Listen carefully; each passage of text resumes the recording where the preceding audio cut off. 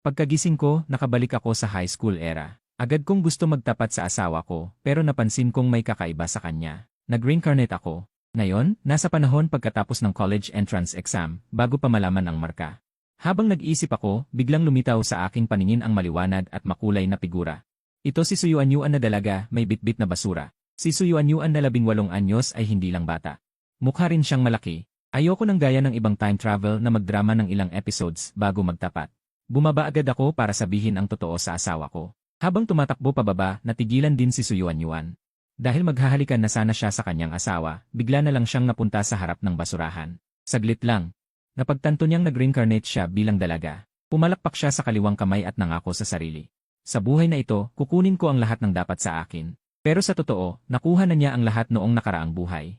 Siguro tumutukoy ito sa nakatagong pera ni Guyan Zhao sa sapatos. Pero nag-isip si Suyuanyuan, may regrets din sa nakaraan. Sana nauna siyang magtapat sa akin. Simula high school gusto na niya ako, magkapitbahay kami. Sumimangot si Suyuanyuan. Kung sakaling kunin ko siya ngayon, isang estranghero na asawa ko, illegal ba? Nahihirapan ang dalaga. Dumating na ako malapit sa kanya. Hindi. Ngayon naiisip ko, ang pagdrama ng ilang episodes ay may dahilan. Kung hindi nag-reincarnate ang asawa ko, hindi kami close sa panahong ito. Pupunta ako at sasabihin kong asawa ko siya, magkakaroon ng butterfly effect. Ano gagawin? Sa oras na yon, tumingin si Suyuanyuan, nakita ang bata niyang asawa. Ang dalisay. Narinig ko ito, namula ang mukha ko. Ginang, alam mo ba ang sinasabi mo? Pero naisip niya, pinuri niya ako ng 2 dekada. Ang salitang dalisay ay hindi naman masama. Pero nakita ni Yuanyuan na namula ako, gusto kong sumiksik sa lupa. Sira na, may mag-aalaga ba? Garahe sa alipin.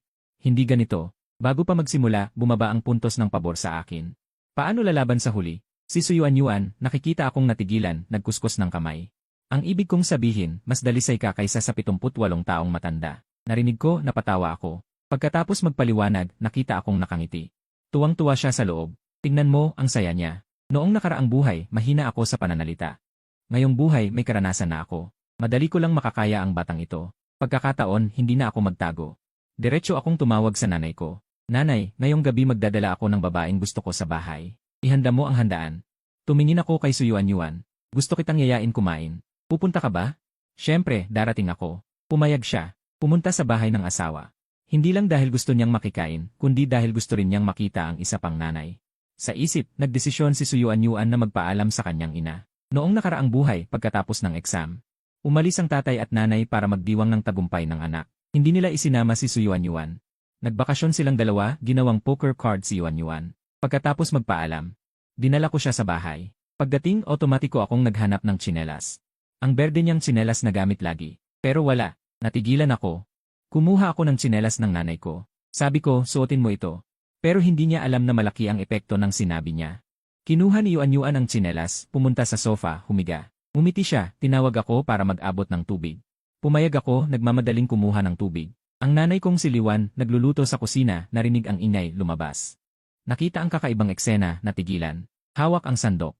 Nag-isip siya, baka itong batang lalaki, kapag walang tao, nagdadala ng iba sa bahay. Nakita ang biyenan, natuwa si Suyuanyuan. Sumilaw ang mata. Tumayo siya, gusto agad sabihin nanay. Pero biglang naalala, ilang beses nag-adjust hanggang sa sabihin. Auntie, magandang araw. Pagkatapos sabihin, nalungkot si Suyuanyuan. Ilang dekada siyang tumawag ng nanay. Biglang kailangan magpalit ng auntie. Nakita ni Liwan ang ekspresyon ni Yuanyuan na gusto magsabi ng nanay pero hindi, lalo siyang natakot. Diyos ko, ano ba ang ginawa ko sa labas sa batang ito? Tumingin si Liwan sa akin, tapos kay Suyuanyuan, pilit nang umiti. Magandang araw, magandang araw. Tapos sumulyap siya ng masama sa akin. Ikaw, sumunod ka rito. Si Yuanyuan, nagkuskus ng kamay, umupo sa sofa. Pinanood ako na umalis. Sabay nood ng galit si nanay sa'yo, wala akong kinalaman. Maganda ang performance ko, hindi dapat ako ang problema. Mabait ako. Si Liwan sa kusina, pabulong na nagtanong. Pera, hindi ba ako nagpadala ng pera? Isama mo siya sa mamahaling kainan, kahit mukhang matagal na silang palihim na nagde-date. Pero bigla siyang dinala sa bahay, natatakot siya na baka ma-awkward ang babae, at gabi na rin. Tumawag siya para magpahanda ng buong salusalo, pero wala siyang kakayahan, pareho silang tumahimik. Haha, magsayang ng pera sa labas, sa bahay na lang tayo magtipid, nang marinig ito. Gusto ni Liwan na sampalin siya, ano nang ibig sabihin ng magtipid sa bahay? Nagde-date sila. Araw-araw kumakain sa labas ng masasarap, pero itong anak niyang lalaki, dahil ayaw gumastos ay nagtitipid sa bahay, hindi niya alam kung paano siya pinalaki. Isang anak na napakakuripot, bakit ang isang mabuting babae ay nagkagusto sa isang pasaway na lalaking tulad niya? Nakita kong nagkamali si inay, magkaibigan lang kami, inay. Nag-iisip ka ng sobra, nalulungkot din ako, pagkatapos ng kalahating buhay na magkasama. Biglang naging magkaibigan lang muli, muna'y maniwala na lang ako sa'yo. Pero sa palagay ni Liwan, maraming beses na akong nag-uwi ng babae, talagang nakakalungkot ang panahon. Habang nag-uusap, biglang pumasok si Sukinyuan, inay, masusunog na ang kawali mo, dahil kanina sa sala. Nakaamoy na si Sukinyuan ng sunog, nagising na parang nanaginip, tumingin siya sa kabilang direksyon. Buti na lang medyo sobra lang ang luto ng isda, ang medyo sunog na bahagi ay pwedeng ibigay sa akin, hindi masasayang. Natural na kinuha ni Sukinyuan ang sandok mula kay Liwan, natigilan si Liwan, napansin niyang walang laman ang kamay. Nasaan ang sandok ko? Tumingin si Sukinyuan, parang may kulang. Kaya napatingin siya sa baywang ni Liwan, at tinanggal ang apron, isinuot sa sarili. Medyo na-awkward si Liwan, kumurap ang mata, mabilis na sinabi. Anak, manood ka lang ng CE kasama ako na ang bahala dito, hindi niya pinansin. Dahil ang lahat ng atensyon niya ay nasa isda, pero maliit lang ang kusina, tatlo silang nakatayo doon, medyo masikip. Nang abutin ni Sukinyuan ang pampalasa, napansin niyang may dalawa pang tao, nagulat, bakit kayo nandito? Manood na lang kayo ng EYE. Parang sariling bahay, kumain at uminom kayo ng ayos. Nang marinig ko ito, tumahimik ako, si Liwan naman ay nag-isip kung kaninong bahay ito, pero bigla akong natauhan. Kinalagkad ko si inay palabas ng kusina, pagdating sa sala, medyo komplikado ang ekspresyon ni Liwan. Itinuro niya ang kusina, ang babaeng iyon ay si Yuan, apelyido Su, naisip ni Liwan, sabi niya magkaibigan lang, pero tinawag na ng dobleng pangalan. Mabait naman ang ugali ng babaeng ito, parang masagana ang lahat, anong klaseng paglalarawan yan? Sabi ko, mabilis na nagwagayway si Liwan, bagay naman. Sa tingin ko nakalimutan niya, kumibot ang mata ko sa masagana ang lahat, nakatitig siya sa akin bago ako makareact. Tinapik ako ni Liwan, tawagan mo na ang tatay mo, pabilisin mo siyang umuwi. At bumili ng prutas, yung pinakamahal, inilabas ko ang telepono.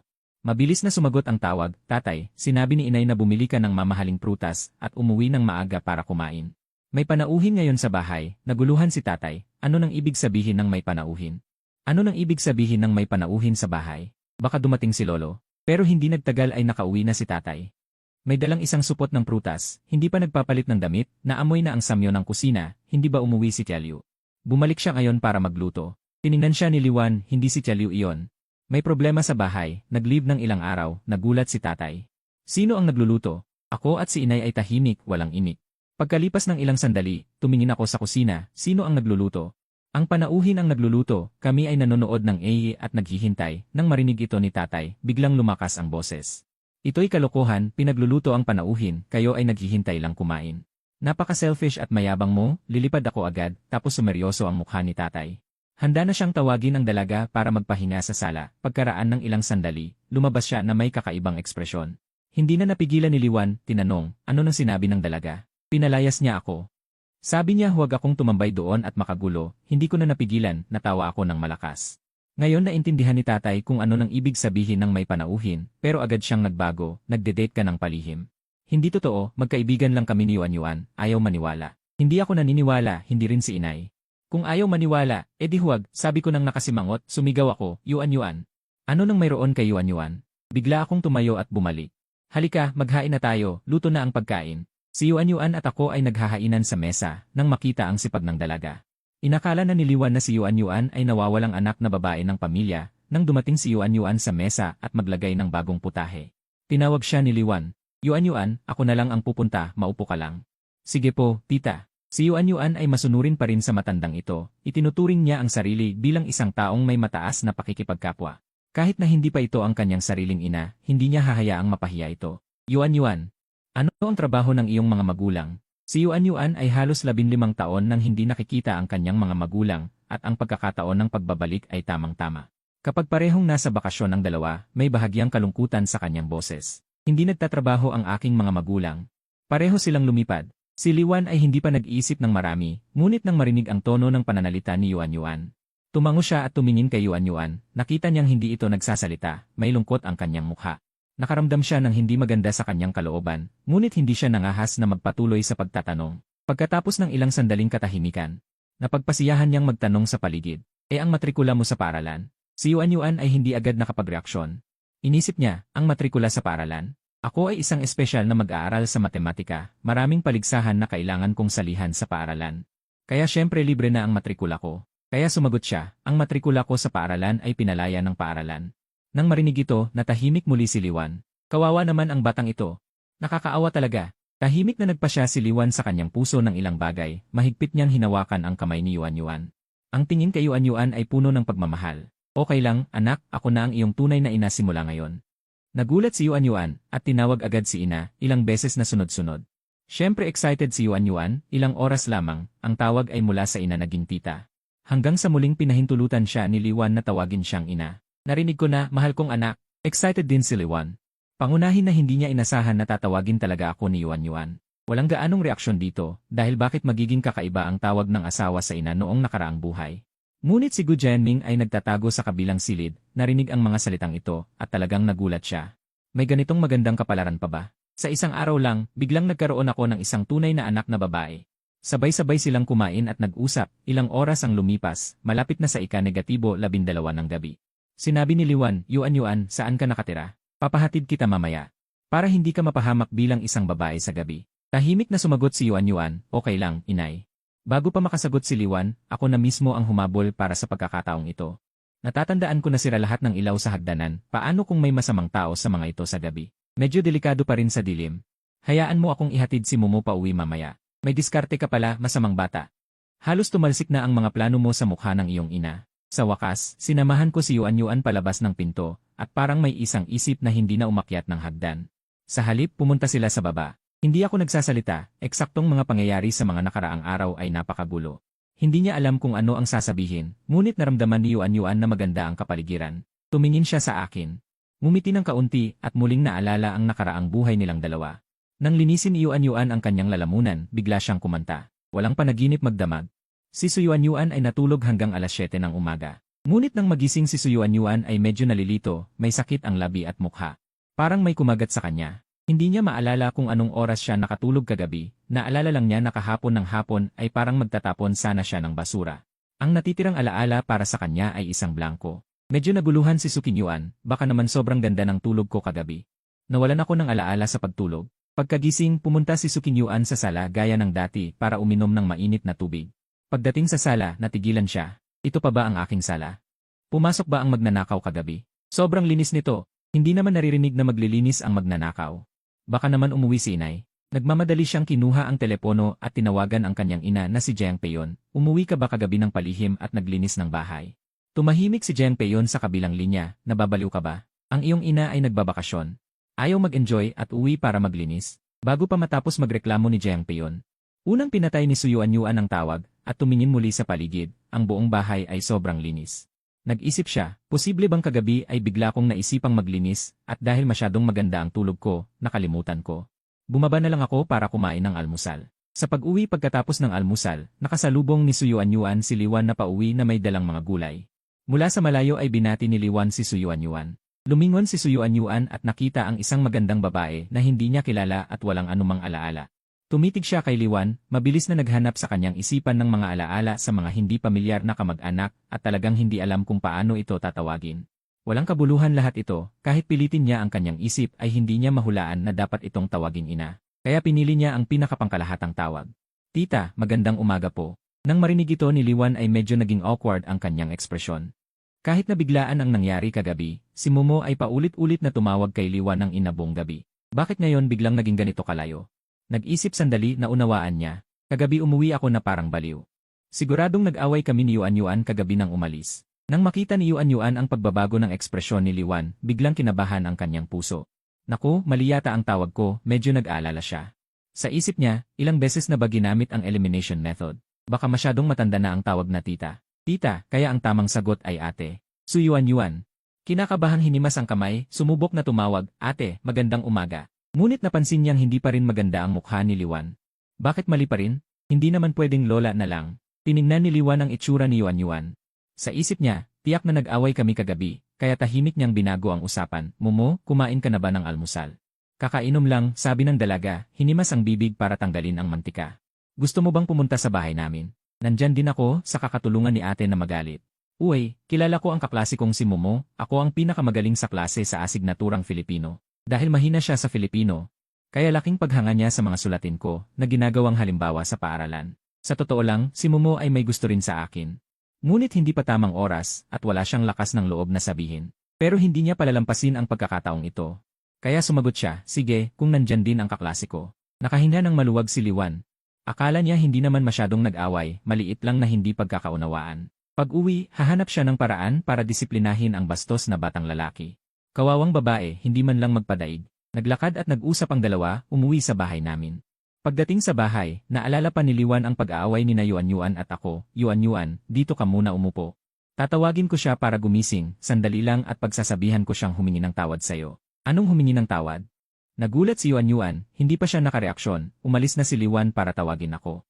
Sa pag-isip ko, naiinis ako, naghihintay si Yuan ng matagal, ang tamad na lalaki ay hindi pa gumigising. Nakita niyang umalis si Liwan, umupo si Yuan nang mahiyain sa sofa sa sala, hinimas ang kamay.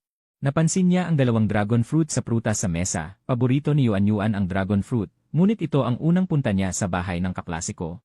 Hindi siya makahingi dahil sa hiya. Habang nag-iisip siya, bigla akong umupo sa tabi niya, oy. Hindi ba ito ang aking mabuting Yuan? Gumising ka ng ganito kaga.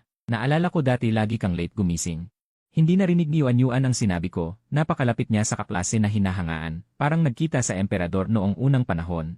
Nanigas na katawan niya. Hindi niya alam kung kaya ba niyang dalhin ang swerte, baka magkakaproblema sa mga susunod na araw. Yuan na, may lalabas ako, kayo na lang. Hindi na tinapos ang sinabi, nag-oo na lang ng 2 beses. Pabayaan na lang ni na Yuan at ako na intindihin. Naunawaan ko, pero si Yuan ay hindi. Kanina, magulo isip niya, dragon fruit at si Guyanzhao. Kaya bigla niyang sinabi, wala yan, tita, ayoko kumain. Nagtinginan ng 3, si Guyanzhao ang unang nagsalita, ma, may gagawin ka pa ba? Umalis ka muna. Sige, aalis na agad ako.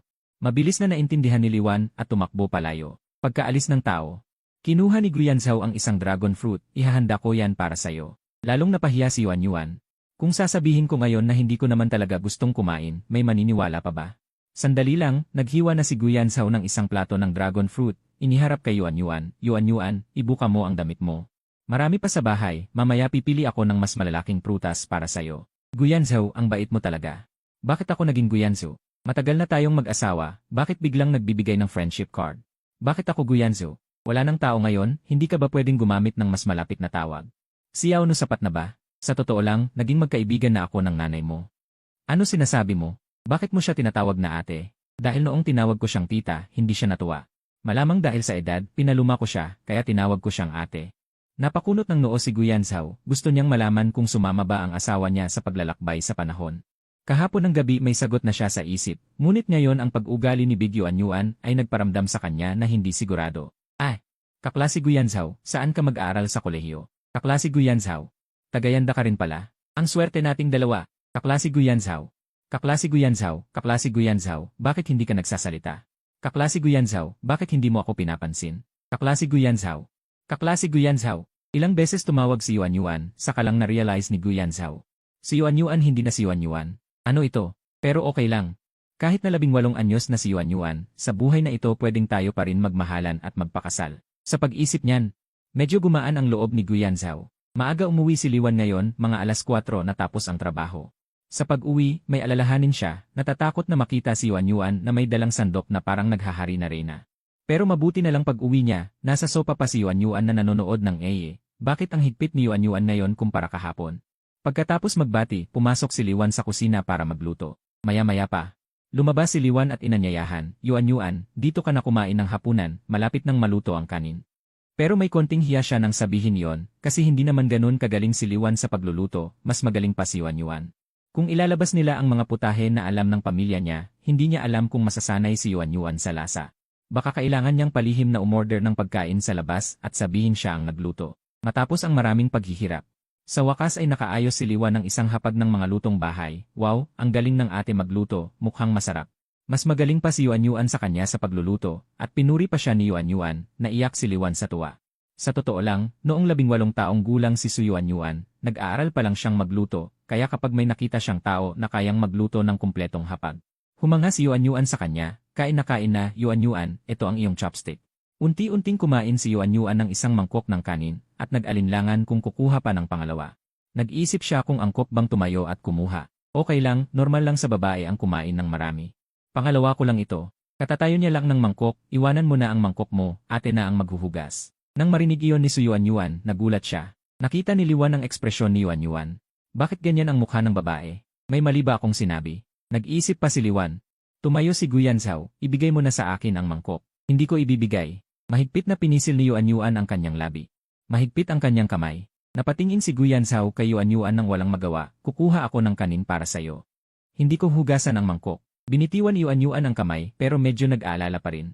Natatakot siya na palihim na hugasan ni Guyan Zhao ang kanyang mangkok, kaya habang nagsasandok si Guyan Zhao ng kanin, palihim siyang sumilip sa direksyon na yon. Tik-tak, ang orasan na nakadikit sa dingding, ang orasan ay nakaturo sa numerong 6, ika-6 ng gabi. Biglang nakaramdam si Yuan Yuan ng mga malabong imahe sa kanyang isipan, at pagkatapos ay isang puting liwanag. Nang magbalik siya sa sarili, ang kaluluwa sa katawan ni Yuan Yuan ay naging si Yuan Yuan na nasa hustong gulang. Mabilis na kinuha ni Yuan Yuan ang kanyang cellphone. Inalam ang oras, at sa wakas ay naunawaan niya na siya ay lumilitaw lamang pagkatapos ng ika-6 ng gabi, at ang oras ng gabi ay nasa kanya.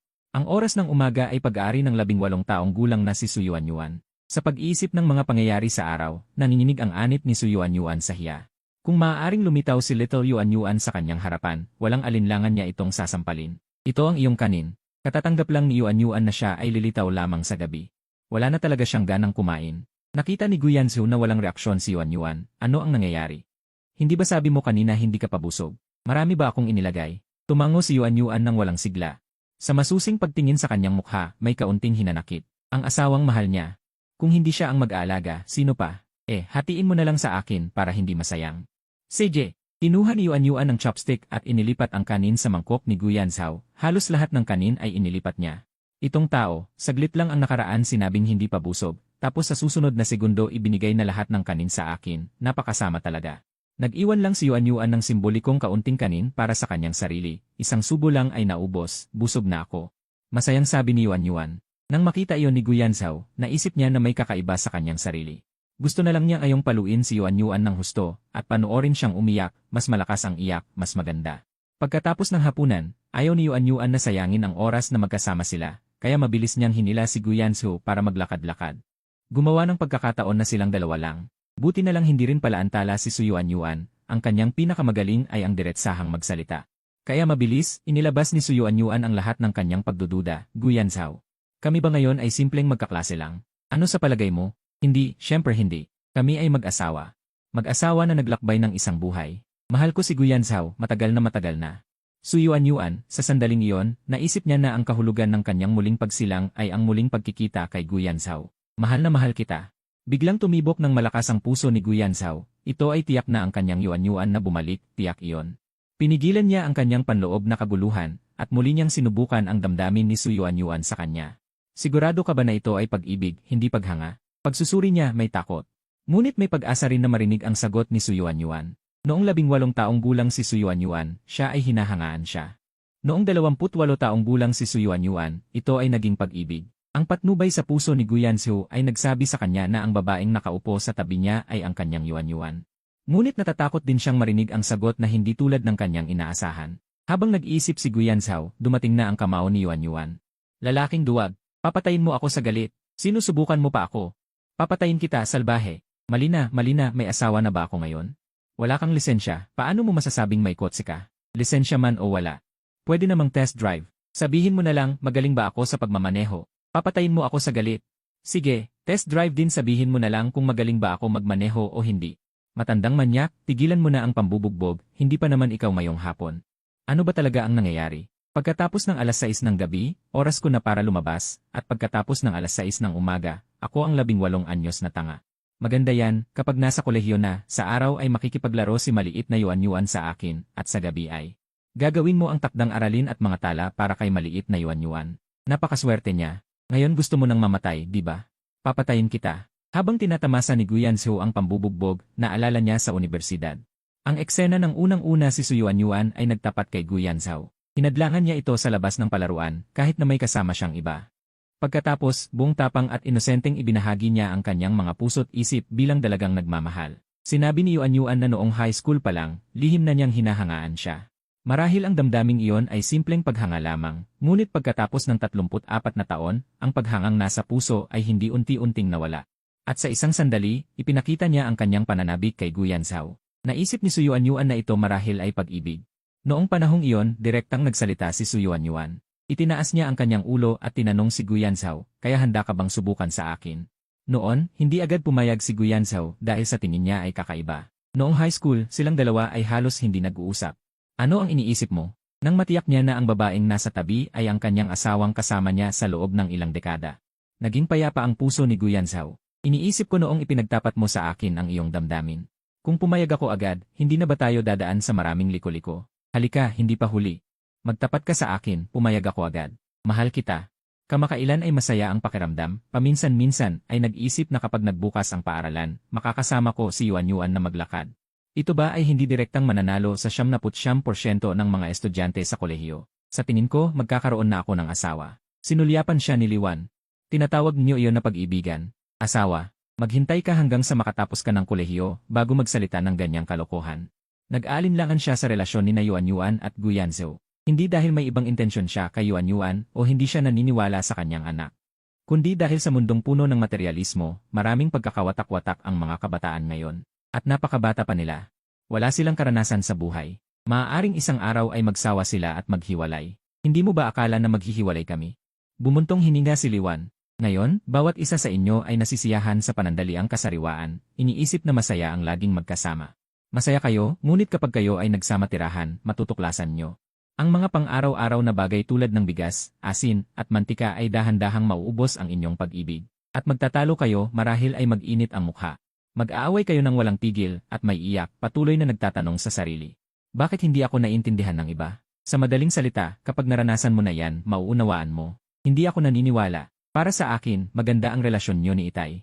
Ang pag-ibig ninyo ay hindi naubos ng mga pang-araw-araw na bagay. Kaya hindi dapat mag-generalize. Ikaw at si Yuanyuan ba ay maihahambing sa amin ni Itay? Kami ni Itay ay mag-asawa ng mahigit 20 taon. Kayo ay ilang araw pa lang. 20 taon lang yan. Sa harap ko at ni Yuanyuan, kayo ay 2 baguhan pa lamang sa pag-ibigan. Bakit ganyan ang tingin mo sa akin? Gusto mo bang mabugbog? Wala. Malalim kong sinusunod ang mga aral ng aking mahal na ina. Mas mabuti kung ganoon.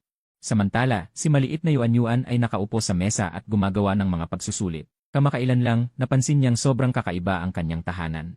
Una, tuwing umaga pagkagising. Masakit ang kanyang mga labi at pisngi. At pangalawa, kahit anong bagay na itapon niya kahit saan, paggising niya. Laging maayos na nakalagay sa dapat nitong lugar. Ang mga damit ay laging tuyo, ang sahig ay laging malinis. Narinig na niya na may pumapasok na magnanakaw sa bahay, ngunit hindi niya narinig na may pumapasok na nanay. Baka multo ang nangyayari. Maraming kakaibang pangyayari sa bahay, at sa iba pang aspeto ay hindi rin maayos. Dahil kamakailan tulad ng dati. Kapag palihim niyang tiningnan si Guyanzhao, palagi niyang nakikita na sobrang saya nito. Ang ngiti nito ay halos umabot sa likod ng tainga. Bilang babae, sinasabi ng kanyang ika-6 na pandama na tiyak na may jowa na si Guyanzhao. Ang makakarelasyon ni Guyanzhao ay tiyak na magaling din sa Filipino, di ba? Nag-imagine si Yuanyuan ng eksena kung saan si Guyanzhao ay masayang nakikipagkulitan sa ibang mga babae. Nalungkot siya. Pinisil ni Yuanyuan ang panulat. Gulo na ang isip niya. Walang duda, hinahangaan ni Yuanyuan si Guyanzhao. Tuwing matapos ang pagsusulit, ang komposisyon ni Guyanzhao ay laging pinalalamina at idinidikit sa dingding. Para sanggunian ng ibang estudyante, kapag walang tao, palihim na kinokopya ni Yuanyuan ng isa. At itinatago niya ito habang buhay. Sa panahong ito, hindi pa nagkakaroon ng jowa si Guyanzhao. Marahil ang epekto ng paru-paro ay naging dahilan upang maagang malaman ni Xiaoyuan ang kanyang natatanging damdamin para kay Guyanzhao. Namutla si Su Yuanyuan, kinagat ang kanyang labi. Hindi alam kung nagsisisi o nag-isip. Ano kaya ang uri ng nobya ni Guyanzhao? Kaya ko bang makipagkompetensya sa nobya ni Guyanzhao? Gusto ko ring kasama si Guyanzhao. Sa sandaling lumitaw ang kaisipang ito, malakas na sinampal ni Yuanyuan ang kanyang sarili ng 2 beses. Tuloy-tuloy ang luha sa kanyang mga mata. Galit siya sa sarili dahil hindi niya napansin ang kanyang damdamin ng maaga, at galit siya sa kanyang maruming pag-isip. Ang taong nasa harap niya, nakuha ng iba ng napakadali. Higit sa lahat, lalo niyang kinamumuhian ang kanyang mahinang sarili. Si Guyanzhao ay namimili kasama si Liwan sa supermarket. Bakit hindi ka na nakikipag-ugnayan kay Yuanyuan kamakailan? Kasinungalingan. Tuwing gabi, naglalakad ako kasama si Yuanyuan. Nagpakita si Liwan ng mukha ng isang babaero. Paano naman sa araw? Huwag kang mamasyal sa umaga, sa gabi na lang, hindi mo masasabi kay nanay. Sa gabi lang ako asawa niya. Biglang may naisip si Guyanzhao, agad niyang itinuwid ang maruming isip ng kanyang ina. Wala kaming ginawang masama, naghawak lang kami ng kamay at naglakad-lakad. Anak, kung magkakagulo ka, putulin ko ang iyong binti. Manatiling kalmado, anak ko, alam ko ang aking ginagawa. Sabay silang naglakad patungo sa seksyon ng mga gamit sa bahay. Biglang naalala ni Guyansu na noong huling pumunta si Yuan Yuan sa bahay, wala siyang sariling tsinelas. Para mas maging komportable si Yuan Yuan, mabilis siyang pumunta sa istante at kumuha ng 2 pares ng tsinelas, isang pang tag-init at isang pang taglamig. Napakaingat ng paghahanda, lahat ng gusto ni Yuan Yuan. Pagkatapos pumili ng tsinelas, pumili rin siya ng eksklusibong tasa para kay Yuan Yuan. Patuloy, naghanda pa siya ng eksklusibong maliit na upuan para kay Yuan Yuan. Si Guyansu ay pumili ng pumili, na puno ang isang buong cart. Nang makita ni Liwan ang pagpili ni Guyansu, nangutya siya, bakit mo hindi nalang ihanda para sa dalaga ang mga pantulog at iba pa? Maghanda ka ng 2 set, isang pang taglamig at isang pang tag-init. Matagal na akong hindi nakakita ng ganitong uri ng pag-ibigan, gaano na ba kayo katagal? Handa na ang lahat. Hindi naisip ni Guyansu ang malalim na tanong ni Liwan. Alam na niya kung ano ang kailangan ni Yuan Yuan kung siya ay mananatili. Naisip ko na kung papayag ka, dadalhin ko si Yuan Yuan na manatili. Bibili ako agad ng 2 pantulog para sa kanya. Naisip ko na rin, kailangan din ng eksklusibong toothbrush at tasa. Kailangan din ng tuwalya para sa paliligo, at 2 set ng kumot at bedsheet. Tigil, tigil. Huwag kang magsalita ng ganyan. Pagkatapos, biglang nagbago ang tono ni Liwan at sinagot siya. Hindi ako tutol, depende na lang kung iniisip mo ang reputasyon ng dalaga. Nang marinig ito ni Guyansu, nagsimula siyang mangako ng imposible, madali lang ito, basta payag ka. Kasal agad kami ni Yuan Yuan. Kahit hindi pa kami sapat ang edad, pwedeng magsagawa ng handaan. Gagawing legal ang kasal, at kapag sapat na ang edad, kukuha kami ng lisensya. Hindi ba lohikal ito? At si Yuan Yuan ay magiging anak mo na rin. Anong handaan? Papalayasin kita ng tatay mo. Magkasintahan ka muna ng 4 na taon bago ka magsalita ng ganyan. Ngayon, si Guyansu ay hindi niya gusto, mga kabataan kasi, puro walang katuturan. Nag-iisip si Liwan. At nakita niya ang isang pamilyar na figura sa malayo. Yuan Yuan, hindi ba yon si Yuan Yuan? Masiglang kumaway si Liwan. Yuan Yuan, dito, dito. Lumingon si Little Yuan Yuan, dahan-dahang lumapit, at tahimik na tumabi kay Liwan. Ayoko tumabi kay Guyansu. Magkaibigan naman kami, pero hindi man lang niya sinabi sa akin na may girlfriend na siya. Medyo naguluhan si Liwan, umiling at tumingin kay Guyansu. Ang 2 batang ito, laging nag-aaway. O nasa daan ng pag-aaway. At sinasabi nilang matibay ang pagmamahalan.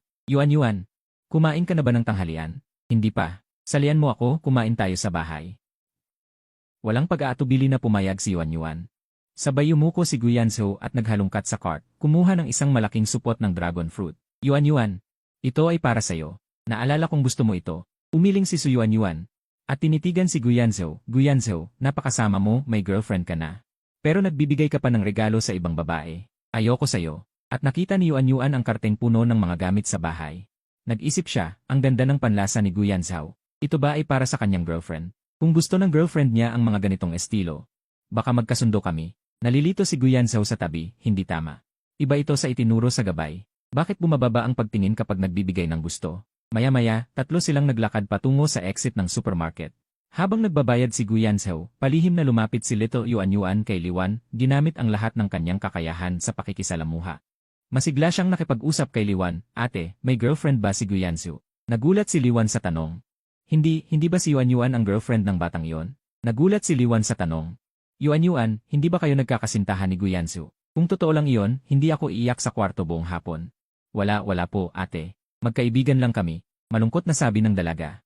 Anong problema ng dalawang ito? Isang tao, 10 minuto lang ang nakalipas, sumisigaw ng handaan, ngayon naman ay ordinaryong kamag-aral. Magkasama silang naglalaro, ako ba? O ako lang ang bahagi ng laro nilang magkasintahan? Buong hapon sa bahay ni Guyansu. Sa ika-6 ng gabi, dumating si Big Yuan Yuan. Pumunta siya para singilin si Guyansu. Galit na galit si Big Yuan Yuan, nakatayo na ang mga kamay sa baywang.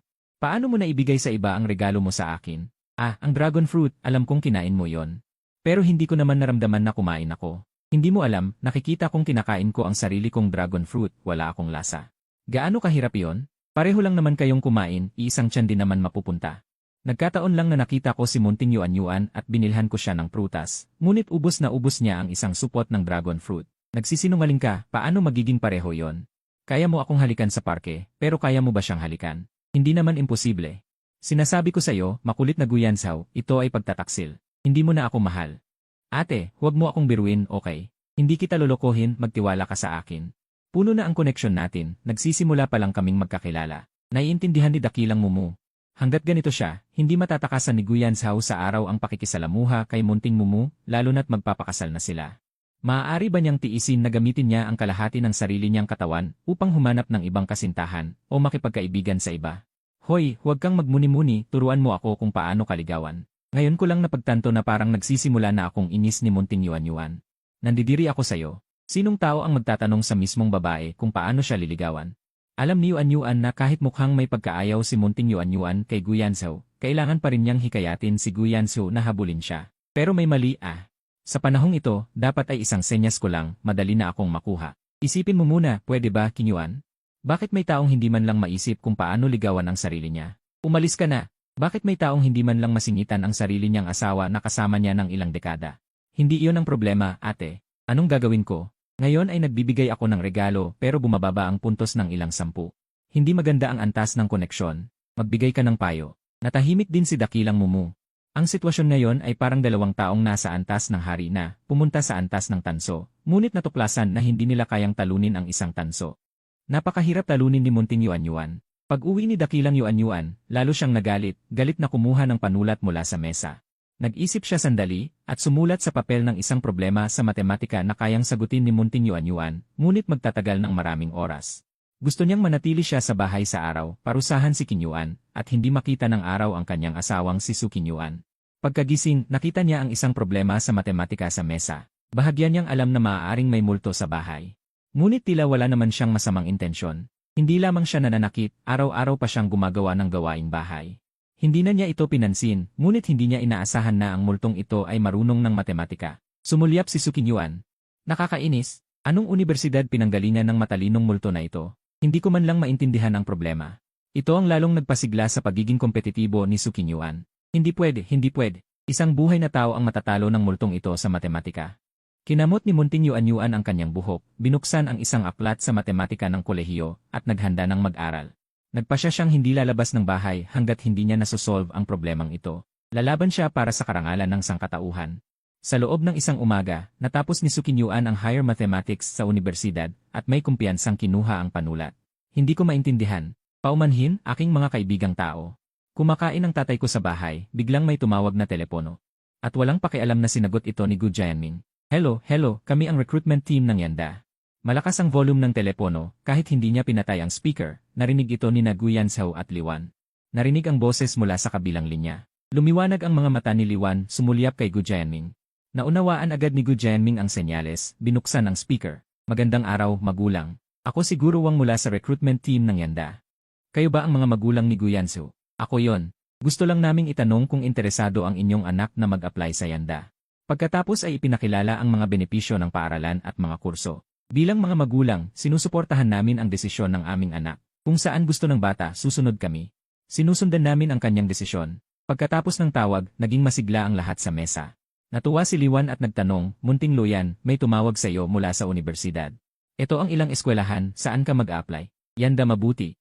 Sa tingin ko rin ay napakaganda ng Yanda. Sandaling tumigil si Gu Yanzhou at saka nagsalita. Paano kung humanap ako ng manugang na babae mula sa Yanda para sa'yo? Gusto mo ba? Hindi mo na kailangang gumamit ng pera. Sige, Gu Yanzhou. Sinasabi ko, bakit kayo laging nag-aaway? Paano nagkaroon ng ganoong masamang binhi ang pamilya Gu? Pumasa ka sa Yanda at gusto mo nang iwan si Yuan. Tama ba? Pakiusap, pigilan mo siya. Ngayon, ang asawa mo ay aalisin ang peste para sa bayan. Tigil, pakinggan mo ako. Iwan si Yuan. Si Yuan ay nasa Yanda rin. Mali. Ibaba mo muna ang baston. Sa kabilang banda, mas naging abala ang ina ni Yuan na si Jiang Peyon. Tinawagan niya ang recruitment office ng Yanda. Ibinaba ang tawag na panliligalig. Hindi siya makontak ng guro. Hindi lang siya, pati ang recruitment office. Pati ang principal ng high school ni Yuan ay nawala ng kontak sa kanya. Nag-alala na ang principal. 2 mag-aaral ang pumasa sa Yanda. Isa si Gu Yanzhou, isa si Su Yuan. Si Gu Yanzhou ay madali pa. Kung ako si Su King Yuan, talagang hindi ko siya mahahanap. Hindi alam ang numero ng telepono. Hindi makontak ang mga magulang. Nang makakuha ng isang address at pumunta, ito ay isang maliit na restaurant na nagbebenta ng taiyaki. Sa kabilang banda, muling inimbitahan ni Liwan si Munting King Yuan sa kanilang bahay para kumain. Biglang tila may naalala si Liwan. Yuan, may mga subsidy ba ang inyong eskwelahan? Anong subsidy? Ang libreng matrikula at scholarship, kasama ba yon? Huminga ng maluwag si Liwan. Ang eskwelahan ay may pag-isip dito, medyo may pagkatao. Paano mo kaya solusyonan ang iyong gastusin? Gastusin. Tungkol sa gastusin, sa totoo lang, may allowance din ang mga iskolar. Mabuti naman. Sa madaling salita, kung magkulang ka sa pera, sabihin mo lang sa ate. Kung talagang hindi ka mapakali. Maghintay ka hanggang sa pagtatapos mo o magtrabaho ka na bago mo bayaran ang ate. Sa edad mo ngayon, ang pinakamahalaga ay ang mag-aral ng mabuti. Huwag mong hayaang makaapekto ang panlabas na dahilan sa kanyang iniisip. Kung hindi tututol si Su Yuanyuan, handa siyang suportahan si Yuanyuan hanggang sa makatapos siya ng kolehiyo.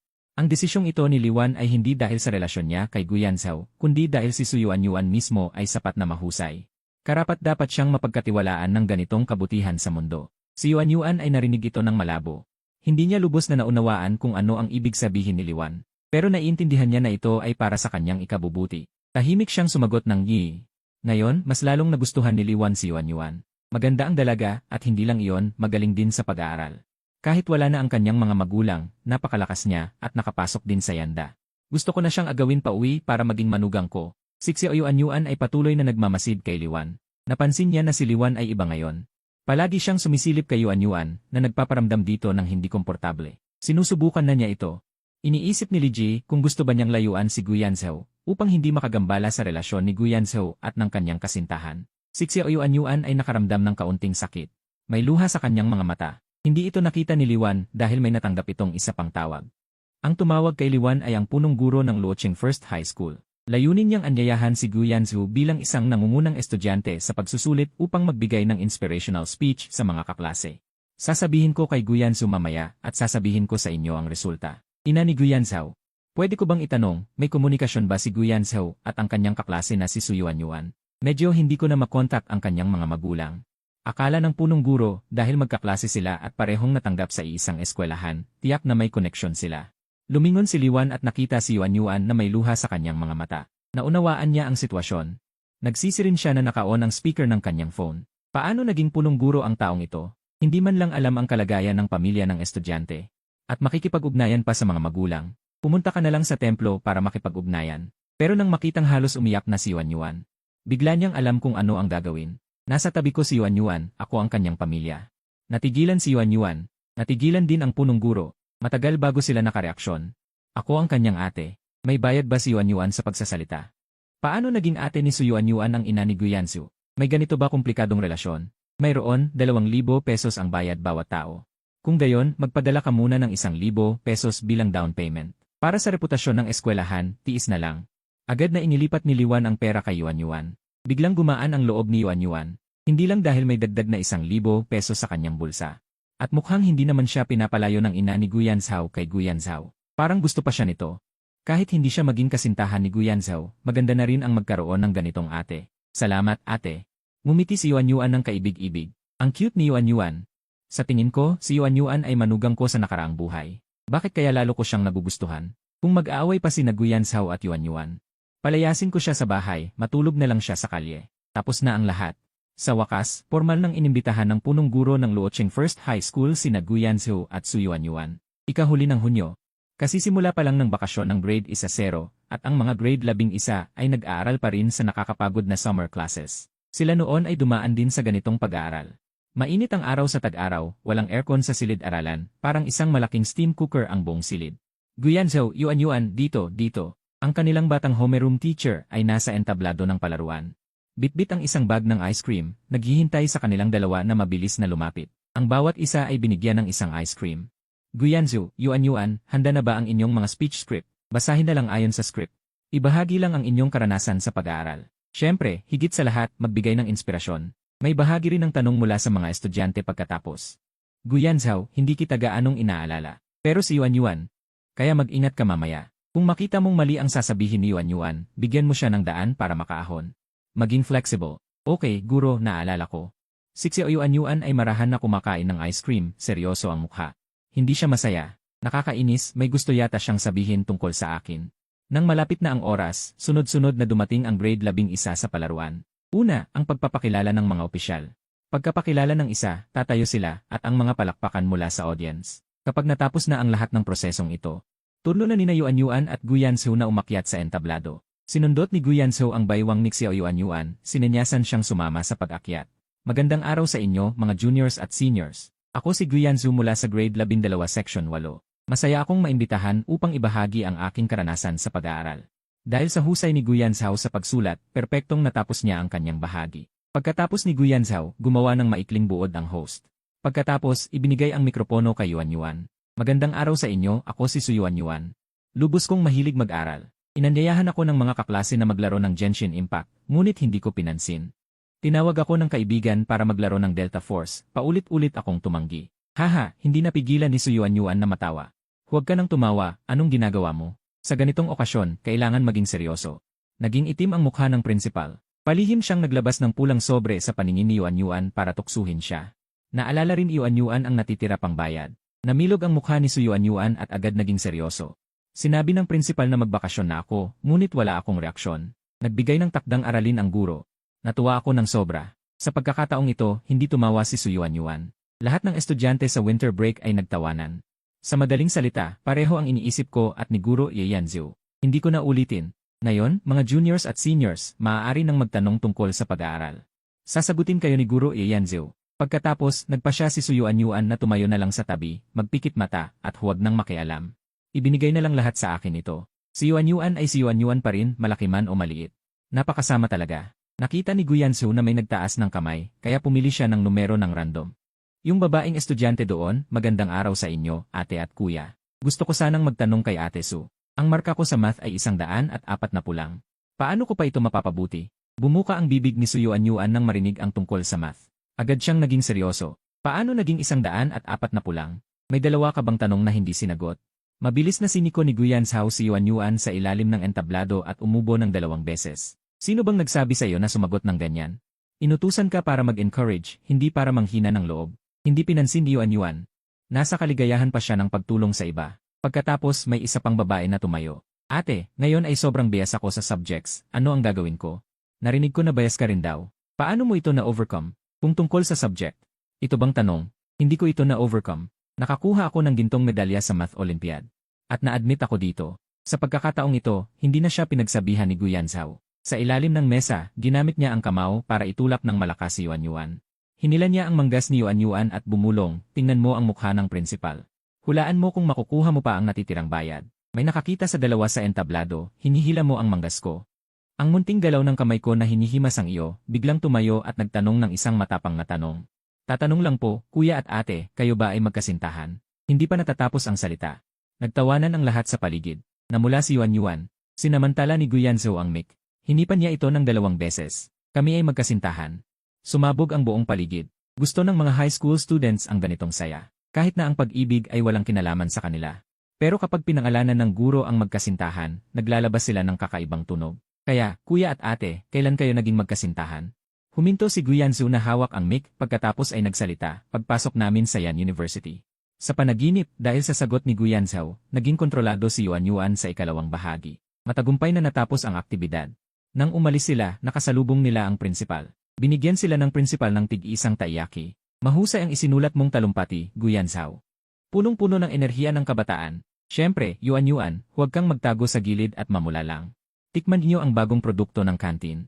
Principal, ito ba yung sinasabi sa internet na pagka-graduate ng high school, may bagong produkto agad ang kantin? Susunod, magkakabit ba ng aircon sa classroom? Sa totoo lang, may balak akong magkabit ng aircon para sa susunod na batch. Ngayong taon, nakita ko kayong pinapawisan sa init sa classroom, naawa ako sa inyo. Kaya ang aircon ay ilalagay na lang sa susunod na batch. Habang nag-uusap ang ilan, dumating din ang advisor. Guyanzhao. Yuanyuan, halika, magpa-picture tayo. Isabit namin kayo sa honor board para ma-inspire ang mga juniors at seniors. Ma'am, pwede bang kaming dalawa lang ni Guyanzhao ang magpa-picture? Siyempre, walang problema. Bigyan ko kayo ng tig-isang kopya. Mabilis natapos ang picture taking. Tumingala si Guyanzhao sa larawan nila ni Yuanyuan at bigla niyang naalala ang araw ng kanilang kasal.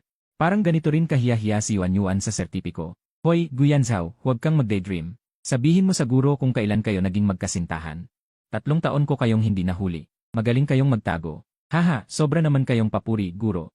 Sobra na. Mainit ang panahon, umuwi na kayong dalawa. Ang natitira ay gagawin na lang namin mga matatanda. Ma'am, iuwi ko na si Yuanyuan. Mahusay kayo. Maligayang pagtatapos. Paalam, guro. Nakaupo silang dalawa sa milk tea shop. Hindi na napigilan ni Yuanyuan. Guyanzhao. Gusto kitang tanungin ng isang bagay. O sige, magtanong ka. May girlfriend ka na ba talaga? Nag-isip si Guyanzhao. Wala akong ibang nililigawan. Kaya, umuwi na lang tayo ng medyo late. Sa totoo lang, gusto kitang yayain na maglakad sa gabi. Nang malaman niyang walang girlfriend si Guyanzhao, pwede na siyang sumugod ng buong tapang. Kaysa hayaan siyang masira ng ibang babae, mas mabuti pang pagurin ko na lang siya. Sige, dito na lang muna tayo sandali. Lumubog na ang araw, at habang dumarating ang takip silim, biglang nagbago ang babaeng nakaupo sa harap niya. Nagtaas ang kilay ng babae at mumiti kay Guyan Zhao. Parang narinig ko lang na gusto mo akong yayain na maglakad sa gabi. Wala akong magagawa para tumanggi, alam mo naman, lagi kitang hindi matatanggihan. Sige, ibigay mo na lang sa akin ang sekret mong ipon noong nakaraang buhay. Hindi pwedeng yan, sa panahong ito hindi pa ako nag-ipon. Ang sama mo talaga, masamang Guyan Zhao. Gusto mo pa bang sumama sa akin para maglakad sa hangin ng gabi? Tayo na, tumayo si Guyan Zhao at hinila si Yuan Yuan, sabay silang lumabas ng milk tea shop. Ganun lang silang naglakad ng dahan-dahan sa kalye. Paminsan-minsan ay tumitingin sa kumikislap na ilog, tinatamasa ang malagkit na hangin ng tag-init. Kasamang Guyan Zhao. Kapag nagsimula ka ng mag-ipon, dapat mo akong abisuhan, kung hindi, hindi kita patatawarin sa habang panahon. Ang habang panahon ay natapos na, ngayon ay ikalawang buhay na. Ikaw talaga, ikaw, munti mong tampalasan. Inaapi mo ako na parang bata pa. Bata ka pa ba? Parang may asawa ka na halos. Tumigil sandali si Yuan Yuan, may naisip siyang masamang plano. Hinawakan niya ang kamay ni Xiaolu. Inilagay sa sarili niyang tiyan, "Tay, huwag mo na akong hawakan, pahinahin mo na ako." Hindi pwedeng doon. Mabilis na tinakpan ni Guyan Zhao ang bibig ni Yuan Yuan, "Huwag kang sumigaw. Tingin na tayo ng lahat. Sumusuko na ako, sumusuko na ako." Sila ay mag-asawa ng maraming taon. Sa mga bagay na ganito, normal lang na maghanap ng kaunting saya. Tahimik na hinigpitan ni Yuan Yuan ang kamay ni Guyan Zhao at nagtanong, "Guyan Zhao, kung gusto mo akong patawarin, madali lang. Halikan mo lang ako ng tahimik at sakali." Magkahawak kamay silang umuwi sa bahay ni Guyan Zhao. Kumatok si Big Yuan Yuan sa pinto, si Liwan ang nagbukas. "Ma, nandito ka." Pagpasok ni Momo, parang nasa sariling bahay siyang nagpalit ng tsinelas. Kumibot ang talukap ng mata ni Liwan, nahulaan na niya ang pattern ng pagtawag ni Yuan Yuan sa kanya. Kung araw, malamang tawagin siyang ate, kung hapon na, tawagin siyang nanay. Kaya noong isang panahon, inisip ni Liwan na tinatawag siyang nanay ni Yuan Yuan para lang makapag-dinner. Ang sabi nga, kung may gatas, iyon ang ina. Hayaan na lang kung ano ang tawag ni Yuan Yuan sa kanya. Basta huwag lang siyang murahin. Umupo sila sa hapag, may ilang putahe. At isang malaking pata ng baboy. Tiningnan ni Big Yuan Yuan ang malaking pata sa mesa, naglalaway sa sobrang pagnanasa. Dumapa siya sa ilalim ng mesa at bahagyang sinipa si Guyan Zhao, "Kunin mo sa akin ang pata, parang mas malapit sa iyo yan." Ang laki ng pata, kung ako lang ang kukuha, makakaramdam ako ng hiya, hindi pwede. Nagalit si Big Yuan Yuan, sinipa ng malakas si Xiaolu, "Babae ako, kailangan kong maging mahinhin, alam mo ba?" Walang ekspresyong pang-aasar na sabi ni Xi Guyan Zhao. Pero si Liwan na nakaupo sa tabi ni Guyan Zhao, ngumiti at kumuha ng malaking pata mula sa pinggan. Inilagay sa bowl ni Yuan Yuan, "Ate ang mag-aalok sa'yo, huwag ka nang umasa kay Guyan Zhao." Tumingala si Yuan Yuan kay Liwan, sobrang naantig. Yuan Yuan, sa susunod na sipain mo ako, pwedeng medyo gaan-gaan lang. Yung dalawang malakas mong sipa halos mapunit ang saya ko." Ilang segundo lang ang hiya ni Yuan Yuan, tapos nagsalita, "Ang kulit talaga ni Guyan Zhao. Mamaya sasawayin ko siya para sa'yo." "Ano bang kinalaman ko riyan?" Pagkatapos kumain, naghanda ng umuwi si Yuan Yuan, bago umalis ay may dala pa siyang isang malaking pakwan sa harap ng pamilya. "Maat pa, at mahal kong tatay Guyan Zhao. Aalis na ako, bukas ulit kung may oras." Pagkaalis ni Yuan Yuan, biglang lumingon si Tatay Qin kay Guyan Zhao, "Ano ang tawag sa'yo ni Yuan Yuan kanina? Ganyan na ba kayo kalandi ng mga kabataan ngayon? Noong nagliligawan kami ng nanay mo, nahihiya pa kaming maghawak ng kamay ng ilang oras. Ito kung sasabihin kong mali ang narinig mo. Maniniwala ka ba? Ba Yuan Yuan, sinira mo ako." Palihim na pumikit si Tatay Qin kay Liwan, nagkaintindihan ang matatandang mag-asawa. Tahimik na umalis si Liwan. Kahit na nakapasa si Guyan Zhao sa Yan University, kailangan pa ring bantayan, hindi pwedeng maligaw si Guyan Zhao. "Sabihin mo sa akin ang totoo, hindi kita papagalitan, gaano na ba kayo katagal ng babae?" "Hindi naman matagal, mga ilang dekada lang." "CJ, kayong mga kabataan, gusto ng bago, unang tikim sa bawal na prutas, normal lang yan. Dahil nasa tamang edad na kayo. Pero kahit na, kailangan mag-ingat." Tumigil si Itay, saka bahagyang umubo, "Ngayon ay pag-uusapan natin ang tungkol sa paksang ito." "Tungkol kay Itay, huwag na, alam ko na. Kung may hindi ka alam, sabihin mo pag-usapan natin. Munting hayop ka. Ngayon ay patay ka." Nang sumikat ang araw kinabukasan, si Little Yuan Yuan ay nakaupo ulit na may panulat, nangangamot ng ulo. Pakiramdam niya, malalagas na ang buhok niya. Bilang isang iskolar sa matematika, napahiya siya sa bahay dahil sa isang problema sa math. Talagang may langit sa itaas ng langit, may multo sa mga tao. Tiningnan ni Little Yuan Yuan ang problema sa mesa ng paulit-ulit. Ang huling problema ay hirap niyang nasolusyonan, ngayon ay may bago na naman. Habang nag-iisip ng malalim si Little Yuan Yuan, biglang umingay ang cellphone. Kinuha ni Yuan Yuan ang cellphone, pagbukas pa lang ng screen. Ang buong screen ng cellphone ay kumislap na parang flashbang, mas malaki pa ang letra kaysa sa pakwan. Nakakasilaw. Ang multong ito ay may problema sa mata, lagi niyang ginaganyan ang telepono ko, akala ko bago kong bag ay may sira. Ngayon nagluto kami ng ribs, gusto mo bang kumain? Hindi pa nakakabawi si Yuan Yuan sa pagkislap ng liwanag. Habang hinihimas ang mata, sinabi niya, hindi ako makakapunta. Nag-aaral pa ako ng mga problema, ganyan kakasipag. May mga problema sa matematika na ibinigay sa akin ng multo sa bahay. Anong multo? Sabihin mo, baka hindi ka maniwala.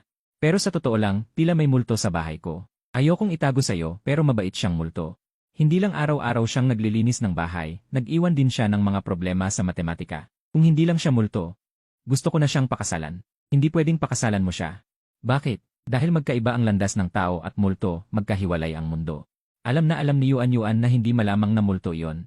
Mas malamang na siya ay may split personality. Pero ayaw niyang itago kay Guyan Zhao. May isa pang posibilidad, baka may split personality ako. Huwag kang mag-isip ng kung ano. Wala kang sakit. Kaya kung magiging ganito ako palagi, tatanggihan mo ba ako? Hindi, normal na normal kang tao. Totoo ba? Totoo. Ngayon may mahalaga akong itatanong sa'yo. Sige, tanong mo. Ibig bang sabihin, kahapon ng gabi sumama ka sa akin sa paglalakad sa hangin? Sandaling tumigil si Guyan Zhao, kinagat ang labi. Tungkol sa paglalakad, masaya tayong dalawa. O sige, hintayin mo ako, kakain ako ng ribs agad. Sige, ibaba ko na. Ang bagong kasintahan nakakapahayag lang ng pag-ibig ay laging iniisip na may masamang espiritu sa bahay. Araw-araw binibigyan siya ng espiritu ng maraming problema sa matematika. Wala nang magawa ang kasintahan kundi humingi ng tulong sa akin. At pinili kong huwag pansinin dahil ang espiritu sa kanyang bahay ay talagang asawa ko na ilang dekada nang magkasama. Ilang araw pa ang lumipas. Kahit tapos na ang talumpati sa paaralan, bilang mga modelo ng pagsusulit, hindi maiiwasan ang dalawa na may interview ng iba't ibang reporters. Pagkatapos ng interview, naglalakad ang dalawa sa daan na parang luto na sa araw. Pagkatapos nito, kahit magkano pa ang ibigay nila. Hindi na ako lalabas. Hindi na rin ako lalabas. Ano ang plano mo sa bakasyon? Mananatili lang sa bahay, mag-aaral ng mga problema, hindi lalabas. Ilang araw kang mananatili sa bahay mag-aaral. Wala akong magawa, hindi pa nasusolve ang mga orihinal na problema, pagmulat ng mata, dumagdag na naman. Ngumiti ng mapait si Guyan Zhao, naisip, si Yuan Yuan, ang tindi mo talaga. Tingnan mo siya, halos malaglag na ang buhok. Guyan Zhao, gusto mo bang kumain ng alimango? Nagulat si Guyan Zhao, hindi alam kung bakit biglang nagbago ang usapan mula sa problema sa matematika patungo sa alimango. Iimbitahan kita ng alimango. Pumunta ka, kumain tayo. May nag-aanyaya, basta hindi ako mamamatay sa pagkain. Kakain ako. Sige, hintayin mo ako, tatawag ako kay nanay para humingi ng pera. Habang nagtatype si Sukin Yuan sa telepono, nag-ungol. Di nagtagal, sumagot ang video call. Nanay, kung may sasabihin ka, sabihin mo na. Saglit na tumingin si Guyan Zhao, ilang dekada na ang lumipas. Ang biyanan ko ay napaka-estilo at bata pa rin. Gusto ko kumain ng alimango. Alimango, tumawag ka sa restaurant. Pero wala akong pera. Hehe, may pera, pero ang perang iyon ay para sa pag-upa ng bahay sa kolehiyo kasama si Guyan Zhao. Damhin mo ang balance ng iyong bank account, saka mo sabihin sa akin yan. Hindi kumurap si Xiao Yuan Yuan. Hindi tumibok ang puso, hinawakan ng balance ng bank account, hindi man lang namula ang mukha. Nakapasa ako sa yanda, hindi ba dapat mo akong gantimpalaan? Kung hindi ako nagkakamali. Noong isang taon, noong na-recommend ka, ginantimpalaan na kita, di ba? Si Guyan Zhao ay nakikinig sa usapan ng mag-ina. Hindi napigilan ang tumawa. May lalaki sa tabi mo. Naglalakad kami sa kalsada. Ipakita mo sa akin, isang tingin ay 500, kumuha ng litrato ay 1,000 piso.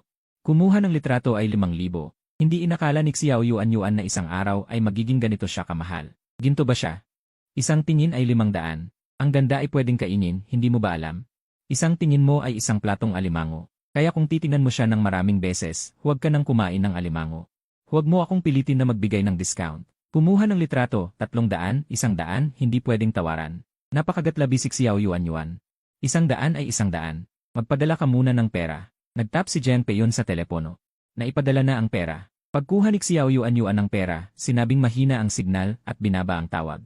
Tungkol naman sa litrato, hindi niya sinabi kung kailan ibibigay. Di nagtagal, nakarating ang dalawa sa pinakamalapit na restaurant ng hipon at alimango. Ang alimango sa restaurant ay simpleng hinati sa dalawa. Nilaga sa isang kaldero, medyo mahirap lang balatan. Si Xiao Yuan Yuan ay nagbigay ng kalahati kay Guyan Zhao. At nagpakita ng nagsisiglang tingin. Bahala ka na, Guyan Zhao. Tunay nga na asawa ko, unang subo ay para sa akin. Diretsong kumagat si Guyan Zhao.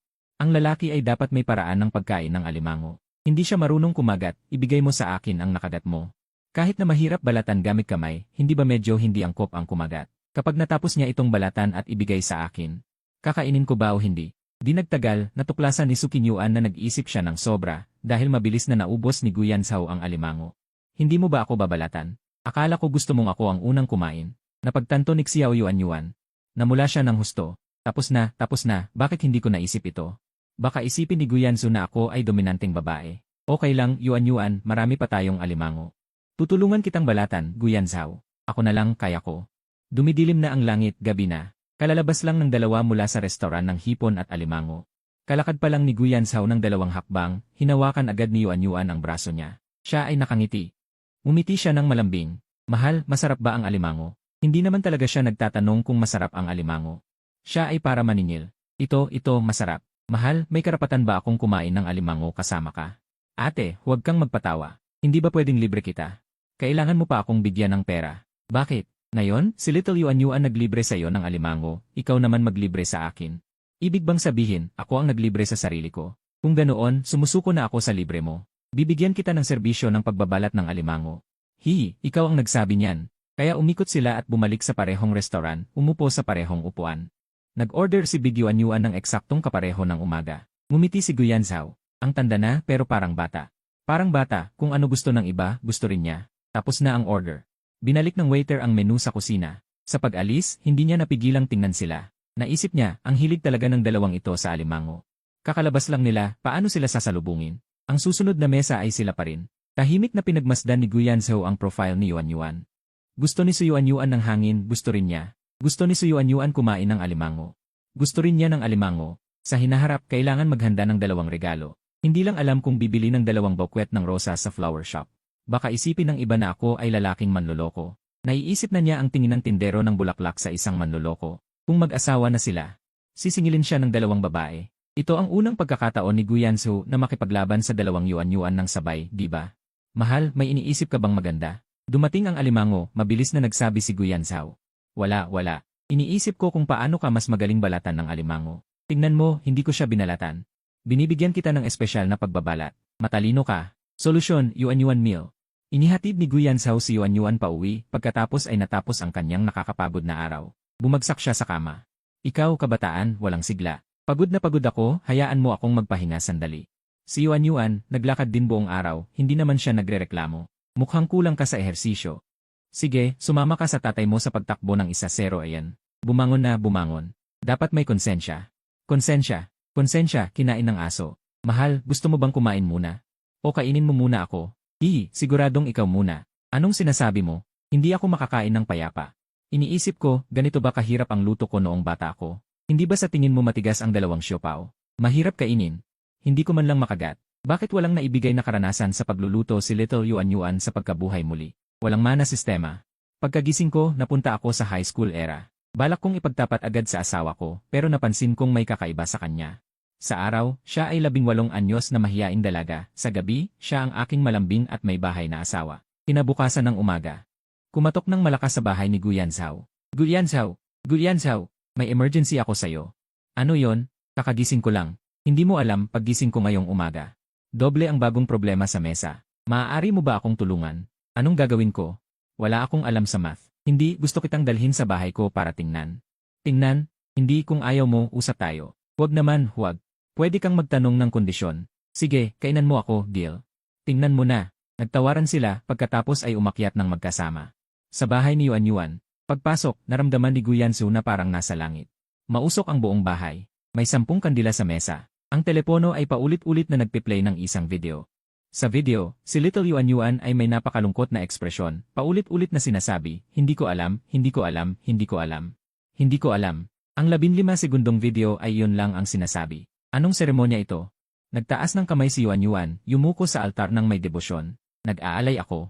Sana marinig niya ang aking sama ng loob at mag-record ng video na magsasabi kung paano lutasin ang math problem na binigay niya. Pagkatapos mag-alay si Yuan, lumingon siya kay Guyanzhao. Napala, kumain ka na ba? Alam ni Guyansu na magaling magluto ang kanyang asawa, na hindi kayang tapatan ng mga labas na restauran. Sa bahay kumain. Sa totoo, si Guyanzhao ang nakikinabang. Tumango siya at pumayag. Nang makita ni Little Yuan na pumayag si Guyansu, tumakbo siya sa kwarto at nagpalit ng damit. Pumasok siya sa kusina, sumunod si Guyansu para panoorin si Yuan na nagluluto. Yuan, maganda ang suot mong damit, Ginoong Guyanzhao. Kung maganda naman ay maaari kitang suotan muli sa susunod na mula si Yuan at bumalik sa pagluluto. Tahimik lang si Guyansu, pinagmamasdan siya noong nakaraang buhay, gustong-gusto niyang panoorin si Yuan na nagluluto. Pero habang pinapanood siya ay may napansin siyang kakaiba itong si Yuan Yuan, hindi ba dapat magpainit muna ng mantika bago magprito ng itlog? Bakit mo binasag ang itlog nang hindi muna naglagay ng mantika dahil nasunog ang kamay ko noong huling beses na nagpainit ako ng mantika, hindi tama iyon. Bakit ka naglalagay ng dark soy sauce sa iyong pansit dahil ang dark soy sauce ay nagbibigay ng sustansya at nagpapagana ng gana. Nakatutulong sa panunaw, pumipigil sa alta presyon, pumipigil sa mga sakit sa puso at utak. Matapos maghirap ng mahigit 10 minuto ay inilabas ni Master Meng ang noodles, itong noodles. Ate Yuan Yuan, kung may nagawa akong ikinagalit mo ay dapat mo talagang sabihin. Huwag mo akong bigyan ng gamot ng palihim, paano naman hindi matitikman ng isang kusinero ang kanyang sariling luto, maghahanda ako para sayo. Tikman mo rin Ginoong Guyanzhou, ang noodles na ito ay napakahalaga. Dapat mauna ang bisita uminom, habang mainit huwag na kitang istorbohin, alis na ako. Natahimik si Guyanzhou pagkatapos ng lahat ito ay ginawa ng kanyang asawa, kahit na sa panahong ito ay hindi pa marunong magluto ang kanyang asawa. Inubos niya ang noodles, hindi niya ininom ang itim na sabaw. Lumabas si Guyanzhou mula sa kusina.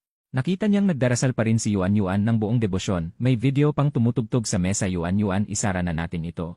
Nakakatakot, kung isasara ko ay mukhang hindi ako taos puso. Kaya nagpatugtog ang video na ito hanggang ika-6 ng gabi. Nang lumipas ang 6.1, dumating si malaking Yuan Yuan at diretsyo niyang pinatay ang cellphone. Bakit mo siya hinayaang gumawa ng ganito katangang bagay, tumayo ka lang doon. Pinigilan ko siya pero hindi ko napigilan tumingin si Yuan Yuan sa kanyang damit, suot pa rin niya ang damit na ginamit niya sa pagluluto. Ayos Guyanzhou, tingnan mo kung ano ang ginawa mo sa akin, nagsuot ako ng damit ng kasambahay. Hindi ko pinasuot iyon kay maliit na Yuan Yuan, siya mismo ang nagsuot nang magluto siya. Bago pa man matapos magpaliwanag si Guyanzhou ay sumakay si malaking Yuan Yuan sa ibabaw ni Guyanzhou asawa kahit wala pa tayong sertipiko.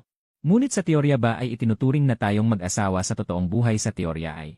Nang marinig ni Yuan Yuan ang pag-amin ni Guyanzhou ay bigla siyang yumuko, idinikit ang kanyang mga labi sa pisngi ni Guyanzhou. Ngayon gusto kong subukan ng totoo, ibibigay mo ba sa akin? Hindi pa nakareact si Guyanzhou. Nagsimula nang magpumigla si Yuan Yuan, hindi pa rin tayo kumakain ng hapunan, ay sabay na nating ayusin ito. Natigilan si Guyanzhou at biglang may isang rip na tunog na punit ang damit. Sa isang iglap ay may naalala si Guyanzhou, inikot niya si Yuan Yuan at inihiga sa ilalim niya si Yuan Yuan ay nakaangat ang ulo. Nakatingin kay Guyanzhou na may sama ng loob, makinig ka sa akin, hindi ngayon dapat. Bakit hindi dapat? Paano natin ipapaliwanag ito kay maliit na Yuan Yuan? Ito ang iyong katawan. Ito rin ang kanyang katawan. Alam kong sa panahong ito siya ay isang napakakonserbatibong babae, maghintay ka pa. Hindi na magtatagal ang ating kasal Guyanzhou, bakit hindi mo ako maawa? Nakapag-asawa na ako sayo, pero ang gusto ko ay gawin ang mga dapat gawin ng mag-asawa, ay kailangan ko pang kumuha ng pahintulot ng ibang babae.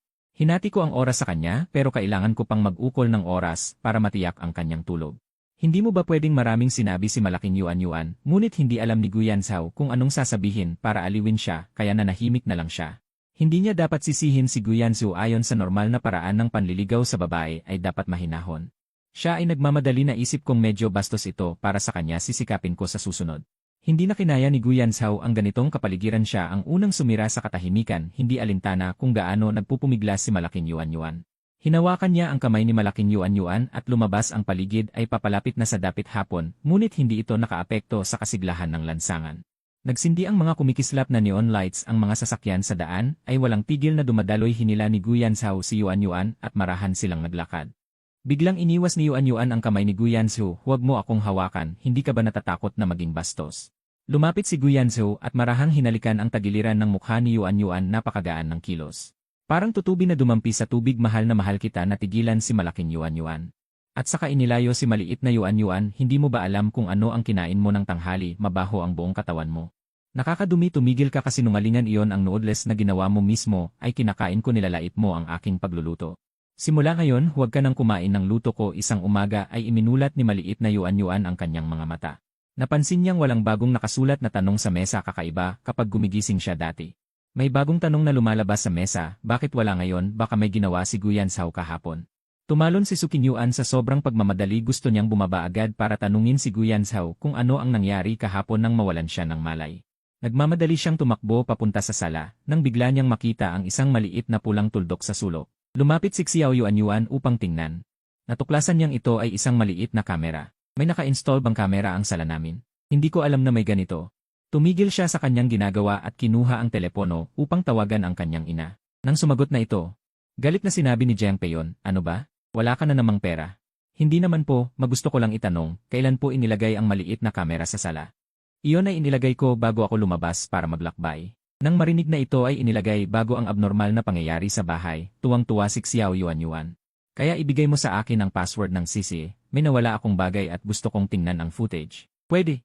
Ang password ay 1145-14-1-1-8-10. Pagkasabi ng password, pinatay ni Xiao Yuanyuan ang tawag. Tiningnan ni Zheng Peiyon ang tumutunog na telepono, iniisip, ano kaya ang nawala at ganito siya nagmamadali. Sa kabilang banda, matapos makuha ang password, agad bumalik si Sukin Yuan sa pag-aaralan at binuksan ang computer. Pagkatapos mag-login sa monitoring software, sinimulan niyang suriin ang mga video pagkatapos ng abnormal na pangyayari sa bahay. Ilang araw na sunod-sunod, pagkalipas ng alas 6 ng gabi, pare-pareho ang kanyang gawain. Paglilinis, pag-aayos ng mga problema sa matematika, at hindi alam kung nagsusulat ng libro o ng iba pa. Ito ba talaga ang pangalawang personalidad? Maaari bang mahati ang sakit na ito at magresulta sa isang propesor sa matematika? Sunod-sunod na pinalitan ni Sukin Yuan ang mga pahina. Hanggang sa nakarating siya kahapon, gusto niyang i-click ito, ngunit natuklasan niyang hindi maigalaw ang kanyang kanang kamay, kahit gamitin ang lahat ng lakas ay walang epekto. Si Yuanyuan ay mahina ang tulog kagabi. Kahit siya ang kumokontrol sa katawan habang natutulog, hindi niya alam kung bakit siya nababalisa. Ngayon alam na niya kung bakit siya nababalisa kagabi. Hindi niya inakala na may sisi pala sa bahay noong nakaraang buhay. Kapag nakita ito ni Xiao Yuanyuan, ang eksena kahapon kung saan siya sumakay kay Guyanzhou at hinalikan ito, hindi niya alam kung ano ang gagawin ng batang babae na may pusong umiibig. Ayaw niyang masaktan si Xiao Yuanyuan. Kaya ginamit niya ang lahat ng lakas upang makontrol ang katawan, ngunit dahil hindi ito ang kanyang teritoryo, kahit anong pilit ay kontrolado lamang ang kanang kamay ni Xiao Qinyuan. Naguguluhan si Xiao Qinyuan, hindi niya maintindihan kung bakit nawala ang kontrol sa kanyang kanang kamay sa oras na ito. Ayon sa lohika, tuwing alas 6 ng graw ay siya lamang ang nagpapalit ng personalidad. Lalong nausisa si Xiao Qinyuan, baka naman ginawa ng pangalawang personalidad ko kahapon. Ang isang hindi marangal na bagay sa sala. Kapag nahuli ko ang ebidensya mo, hindi ba't makakapagbanta ako sa'yo? Habang nag-iisip si Xiao Yuanyuan, kinuha niya ang mouse gamit ang kaliwang kamay at binuksan ang video. Natigilan siya sa nakita sa video. Isa ang lalaking lihim niyang iniibig, at isa ay siya mismo, mas tumpak, hindi siya. Kundi ang pangalawang personalidad ng kanyang split personality. Sila pala ang magkasintahan, kaya ang kabutihan ni Guyanzhou sa akin ay bonus lamang. Hindi makapaniwala si Xiao Yuanyuan, bumaba siya at kumatok sa pinto ng bahay ni Guyanzhou. Binuksan ni Guyanzhou ang pinto na may antok na mga mata, inanyayahan si Xiao Yuanyuan na pumasok. Pagkapasok, napansin ni Guyanzhou na kakaiba ang kalagayan ni Yuanyuan, may luha sa mukha, sabihin mo sa akin ang totoo. Ano ang relasyon natin sa isa't isa sa iyong puso? At anong antas na ang relasyon mo sa kanya? Yuanyuan na, hindi ko masyadong maintindihan ang sinasabi mo. Natulog na ba kayong dalawa? Huwag mo akong dayain, alam ko na ang lahat. Hindi. Mahirap na sagot ni Guyanzhou. Dapat isaalang-alang pa rin kita. Talagang maingat ka nga mag-isip. Hindi malaman kung ito ay pang-aalipusta o papuri. Alam mo bang gusto kita? Dahil ba gusto mo siya, kaya pinagbigyan mo rin ako ng kaunti? O pareho mo bang gusto? Kung sasabihin ko na isa lang kayong tao, mas magaling siya sa math. Hindi gaanong nahuhuli sa mga propesor sa universidad, mas marunong din siya sa gawaing bahay, kayang ayusin ang sarili niyang maliit na tahanan. Biglang napagtanto ni Xiao Yuanyuan na wala siyang mahanap na magandang katangian sa sarili. Kaya kami ay ganap na magkaibang tao, naiintindihan mo ba? Matapos maglabas ng sama ng loob si Xiao Yuanyuan, matagal siyang hindi nakatanggap ng sagot mula kay Qinyuan. Kaya gusto mo siya, tama ba? At mas maaga kang nakipag-ugnayan sa kanya kaysa sa akin, tama ba? Gusto ko siya. Pero alam ko na, hindi mo na kailangan pang sabihin pa. Lumingon si Xiao Yuanyuan at mabilis na tumakbo palayo sa bahay ni Guyanzhou. Agad siyang tumayo upang habulin si Guyanzhou. Ngunit pagdating sa baba, wala na siyang nakikitang silweta ni Xiao Yuanyuan. Si Xiao Yuanyuan ay tumatakbo at umiiyak sa kalye. Nasaksihan din ni Yuanyuan ang buong eksena sa loob ng kanyang katawan, pakiramdam niya ay nasisira rin ang kanyang puso. Dapat ay ganap na pagmamay-ari ng batang katawan na ito si Xiao Yuanyuan. Ang kanyang paglalakbay sa nakaraan ang nagdulot ng ganitong resulta. Biglang naisip ni Yuanyuan na kung hindi siya gagawa ng anuman. Hindi na muling magsasama si Yuanyuan at Guyanzhou sa panahong ito, tulad ng dalawang parallel lines. Hindi na magtatagpo muli. Iisa ang katawan nila ni Xiao Yuanyuan, alam niya kung gaano kadesperado ang emosyon ng batang ito ngayon. Ngunit wala siyang magawa dahil malayo pa ang alas 6 ng gabi. Ang karanasang ito ay parang panaginip para kay Yuanyuan. Hindi lamang napunan ang kanyang mga pagsisisi noong high school, kundi binigyan din siya ng isa pang pagkakataon upang muling makilala ang batang Guyanzhou. Sa pag-isip nito, nagdesisyon siya, hindi ko maaaring hayaan lang na ito ay magwakas. Kung ganito makaligtaan niya si Guyanzhou, sigurado akong magsisisi siya. Itinuon ni Yuanyuan ang kanyang buong atensyon upang kontrolin ang katawan. Pakiramdam niya ay nasusunog na ang kanyang kaluluwa. Habang tumatakbo si Xiao Qinyuan, bigla siyang tumigil, natuklasan niyang siya ay itinulak palabas ng katawan. Hindi na niya makontrol ang katawan. Ano ang gagawin mo? Nakuha mo na si Guyan Zhao. Ngayon gusto mo nang lubusang angkinin ang katawan ko. Tumahimik ka. Sigurado akong magsisisi ka kung ganito ka alis. Ano ba ang alam mo? Ikaw na personalidad na lumitaw lang ngayong tag-init, wala kang alam. Makinig ka sa akin. Hindi ako ang iyong pangalawang personalidad. Ang pagkakaroon ng split personality ay hindi magbubunga ng isang propesor sa matematika. Inagaw mo ang aking Guyan Zhao at ngayon gusto mo pang kunin ang aking katawan. Hindi kita pinaniniwalaan na masama ka. Hindi ko inagaw ang iyong Guyan Zhao dahil iyon ang aking Guyan Zhao. Medyo nagalit si Su Yuanyuan. Pero medyo walang magawa. Su Yuanyuan, makinig ka, ako ang iyong hinaharap na sarili. Ako ay propesor sa matematika ng Yanda, anak na babae ni Jiang Peyon at ang lehitimong asawa ni Guyan Zhao. Xiao Yuanyuan, nang marinig ang sunod-sunod na sagot, namangha at hindi makapagsalita. Hindi ka pa naniniwala. Teka. Kinontrol ni Yuanyuan ang katawan, una ay nagpadala ng mensahe kay Guyan Zhao na ligtas siya. Pinauwi muna si Guyan Zhao, siya na ang bahala sa natitira. Kasabay nito, mabilis siyang bumalik sa bahay ni Su Qinyuan. Pumasok sa kanyang silid at naghalungkat ng ilang notebook ng password at isang safe. Tingnan mo, hindi ba sinabi mo kanina na lumitaw lang ako ngayong tag-init? Ang mga bagay na ito ay mula pa bago ang tag-init. Habang nagsasalita, madali niyang binuksan ang notebook at safe. Nasa loob ang mga kopya ng komposisyon ni Guyan Zhao pagkatapos ng bawat pagsusulit at ang diary ng isang batang babae na may pusong nagmamahal. Kinuha ni Yuanyuan ang diary. Agad na pinigilan ni Xiao Yuanyuan, huwag mong tingnan. Hindi na kita pinaniniwalaan. Kahit hindi ko tingnan, kabisado ko ang sinulat mo. Una, ang unang pahina. Ngayon ang unang araw ng pasukan. Napansin ko na may isang lalaki sa klase na magaling sa Filipino at guwapo. Huwag. Nakakahiya. Huwag mo nang sabihin. Naniniwala na akong galing ka sa hinaharap. Ako ang hinaharap mong sarili. Ngayon ay lubos ng pinaniwalaan ni Xiao Yuanyuan na ang kabilang kaluluwa sa katawan ay ang kanyang hinaharap. Alam din ni Yuanyuan na naniniwala na siya dahil mas mabilis na nawawala ang kanyang kamalayan. Mabilis din niyang naunawaan na ang mga pagkakamali sa mundong ito ay umiikot kay Xiao Yuanyuan. Kung lubos ng pinaniwalaan ni Xiao Yuanyuan na galing siya sa hinaharap. Sa parehong panahon ay hindi pinapayagan na may dalawang magkaparehong tao. Bilang isang dayo, tiyak na mawawala siya. Biglang nakaramdam ng pagod si Yuanyuan, umupo sa upuan. Sige, munting nilalang, kung may tanong ka, itanong mo na. Baka magkaroon ka ng pagsisisi. Mukha kang hindi maganda. Baka pagkatapos ngayong gabi, mawawala na ako. Biglang naawa si Su Yuanyuan na umalis siya. Nagsisi siya sa kanyang pagkawalang ingat na nagdulot ng ganitong resulta. Habang nag-iisip, hindi napigilan ang luha. Huwag masyadong malungkot. Unang beses kong narinig na may umiiyak para sa sariling libing. Kung hindi ka magtatanong, aalis na ako ngayon. Huwag. Ako ba sa hinaharap ay nagpakasal kay Guyan Zhao? Kailan ba tayo nag-umpisa ng relasyon? Masyadong matagal na, malamang noong kolehiyo ka pa, hahabulin mo siya. Si Guyan Zhao na kaklase ay hinaharap din Guyan Zhao. Dahil alam na namin ang isa't isa simula pa lang. Lagi ka naming nililihim, pasensya na. Bakit hindi mo ako sinabihan agad? Una, baka hindi mo matanggap. Pangalawa, mayroon akong kaunting makasariling dahilan. Tungkol dito, nagsisisi na ako. Dalawang tao ang nag-usap ng ganito ng matagal hanggang sa hindi na makatiis si Su Yuanyuan at nakatulog. Natulog si Xiao Yuanyuan hanggang sa umaga. Lahat ng nangyari kagabi ay parang panaginip. Naramdaman niya na may nagbago sa kanyang katawan. May isang bagay na humiwalay sa kanyang katawan. Umalis na siya sa palagay niya. Habang iniisip, bumangon siya. Nakita niya na may dagdag na libro sa mesa. Iyon ang librong sinusulat ng kanyang hinaharap na sarili sa surveillance. Ano kaya ang iwan niya? Hindi naman siguro mga problema sa matematika o ano. Lumapit siya at binuksan ang libro. Nakita niya na ang unang linya sa pahina ay, "Salamat sa pagbibigay muli sa akin ng pagkakataong makasama ang batang asawa ko. Ito ang lihim na iniwan ko para sa'yo. Sana magtagumpay ka. Mahal kita, matandang sarili." Hindi napigilan ni Xiao Yuanyuan ang tumawa. Sumunod, sa ikalawang pahina ay napakadetalyadong recite na may mga natutunan ng hinaharap na sarili. Higit sa lahat, para sa mga pagkain gustong-gusto ni Guyan Zhao. May mga pink na puso na nagmamarka. Hindi pa natatapos tingnan ni Xiao Yuanyuan ng maigi, may kumatok sa pinto. Pasensya na sa nangyari kahapon. Nakita ni Xiao Yuanyuan ang luha sa mga mata ni Guyan Zhao. Medyo hindi na niya napigilan. Ano ang nangyari sa'yo? Xiao Yuanyuan, nawala siya. Dahil sa pagkakamali ko kahapon. Kung naging mas makatuwiran lang ako, niyakap ni Guyan Zhao si Yuanyuan. At hinawakan ang ulo ni Yuanyuan. Hindi kasalanan mo. Kasalanan naming dalawa na masyado kaming makasarili. Mawawala ka rin ba? Mula sa sandaling buong puso mong paniwalaan na ako ang hinaharap na Guyan Zhao, hindi na ako magtatagal. Huwag ka nang masyadong malungkot. Magiging masaya tayo sa hinaharap. Hindi pwede, ayaw ko ring mawala ka. Marami tayong alaala ngayong tag-init. Sabay tayong sumali sa talumpati, kumain ng masasarap na pagkain. Natikman mo na ang luto ko. Pinahid ni Guyan Zhao ang luha ni Xiao Yuanyuan. Okay lang. Mahaba pa ang daan mo sa buhay. Hindi magtatagal, babalik ang iyong guyansaw.